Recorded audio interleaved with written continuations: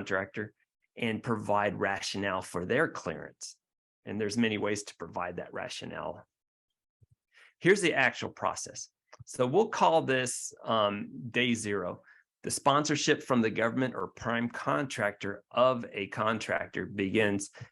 Day 0 is when they send that information to the DCSA, and they're going to start working that request. On the first day afterwards, the DCSA will send a sponsorship packet to the contractor. And in that sponsorship packet is a link to the NISPOM, as well as requirements for submitting information to DCSA about themselves. So the government also provides a database, and for facilities, it's the National Industrial Security System. And these are the forms that the facilities will need to submit.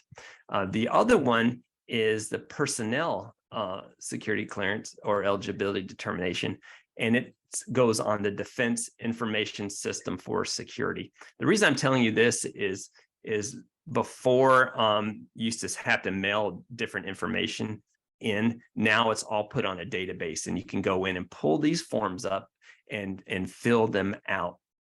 On day 20, day 5, DCSA will call you and help you and see what issues you have and start evaluating the company.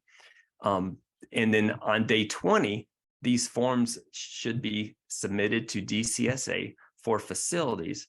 And on day 45, the forms for personnel security clearances should be submitted. And then so now, maybe a facility clearance has not been granted, but at this point, the facility, the organization should be appointing their facility security officer, their senior management official, insider threat programs, and these are called key management persons. They have to be cleared at the level of the facility. Additional KMPs, I'll explain those later, but all of these 3 KMPs are requirements for cleared contractor facilities. All right, so those forms, the form on the left is the DD Form 441, which is a simple agreement that is signed between the government and the contractor, and it lists those responsibilities. The contractor agrees to protect the classified information, and the government agrees to provide that classified information to the contractor. Easy. The harder part is the SF328, and that's where you answer questions on whether or not your company is under some type of foreign-owned control or influence. And that means, does a foreign country or foreign entity have influence over the way that you execute your classified contracts? Can they make decisions?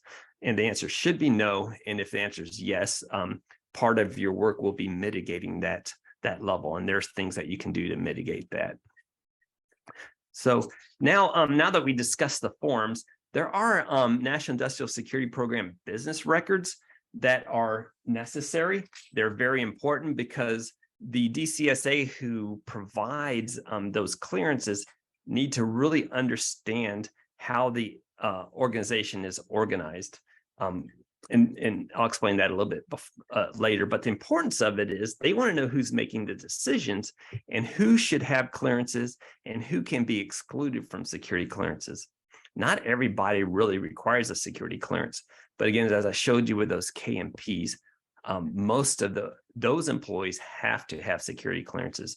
If those security clearances are denied on those employees, so is the business security clearance, and unless you appoint somebody else that can be that can get those clearances. So now those records, again, they need to identify owner or shareholder who has the power to influence contracts, identify the type of organization. Each organization will have different requirements. But the thing that's common out of all organizations is the appointment of a senior management official, the appointment of the insider threat program senior official, and the ever important facility security officer. DCSA or the evaluator needs to know who owns the company, how the company is organized. They need to verify that company's address because they'll be establishing classified mailing addresses as well. They'll review all of those documents and approve the appointment of those KMPs, those key management persons. And they really need to know who the FSO is going to be so that they can provide that FSO the briefings and training that they need to enforce security regulations at those companies to protect classified information. Okay, this is the importance of that business structure. So there's multi facility organizations. There's organizations that have subsidiaries. Some of the easier ones are the sole proprietorship. And in this example of a sole proprietorship, very few people will need clearances because it's probably one person. They can get more complicated as we go up with those multi-facility organizations, or where you have partnerships, corporations. And so one quick hint is, prior to becoming a clear defense contractor, the organization has become a defense contractor, and that requires registration at sam.gov. Most of this information has already been vetted at sam.gov to get you that defense contractor status. This stuff has already been vetted, so that should ease your minds a little bit. So now with the key management persons, when evaluating whether a contractor is eligible for that facility clearance, they must determine who the key management persons are. As I mentioned earlier, they must have that clearance. If they can't, then the facility clearance will be denied or delayed. The government may issue personnel security clearances to all the employees who have access, but these people must be cleared. And again, the type of people who serve as KMPs will vary depending on the type of facility that you have. This is just an example. In the sole proprietorship, one person's probably going to perform all of these roles. I know a person who owns a one-person company, and they're cleared, and they had to come up with an insider threat program. They had to provide the FSO and provide a senior management official. They're all the same person doing all of those tasks.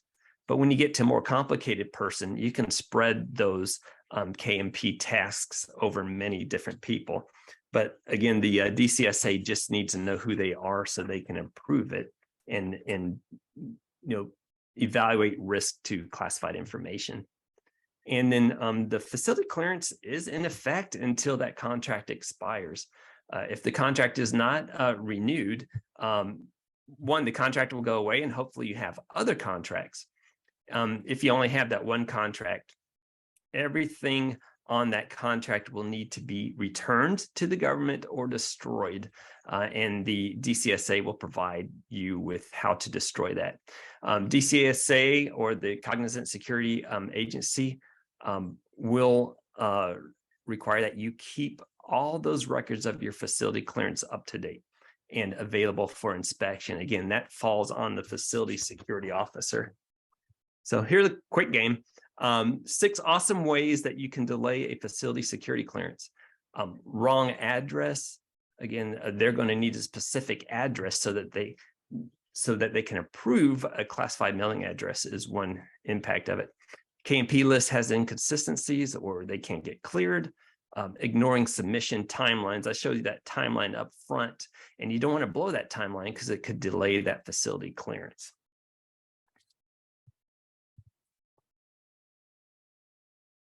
All right, so now let's talk about employees getting that security clearance. Anyone desiring, access to classified information must possess that security clearance and have that need to know.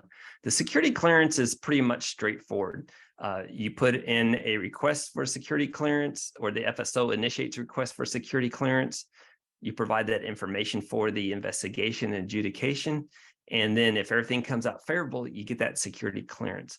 The hard part is determining that need to know. Not everybody cleared has a need to know to classified information.